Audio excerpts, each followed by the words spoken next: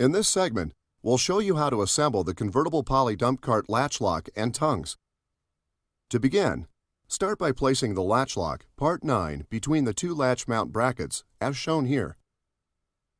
Next, align the holes in the top of the brackets with the hole in the top of the latch lock, and secure the latch lock in position using a hex bolt, part E, and a nylock nut, part K. Tighten the nut so that the latch lock can still pivot freely. Now attach the extension spring, part O, to the latch lock and the latch mount bracket, as you see here.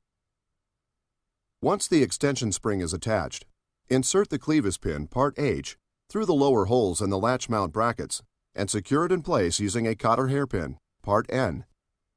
Your next step will be to place the rear tongue, part 4, on a flat, scratch-free surface and attach the latch lock assembly using 2 hex bolts, part E, and 2 nylock nuts, part K. Tighten the bolts securely. Then, install the plastic cap, part P, on the front end of the rear tongue, making sure that it is fully seated.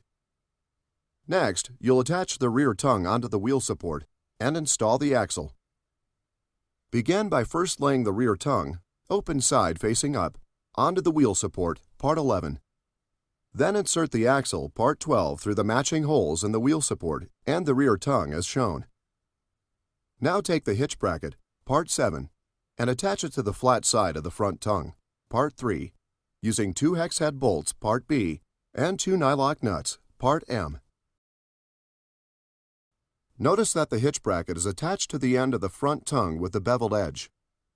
Your next step will be to install the leg stand bracket, part 8, on the same side of the front tongue as the hitch bracket.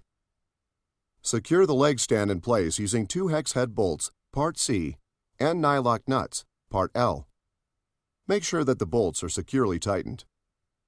Next, position the front tongue assembly inside the rear tongue assembly as you see here, and slide a hex head bolt, part A, through the large holes in both tongues closest to the plastic cap. Retain the bolt in position with a nylock nut, part M, tightening it just enough that both tongues pivot freely. Finally, align the center holes in both tongues and insert the clevis pin, part G, through both tongues and secure the pin in place using the hairpin cotter, part N.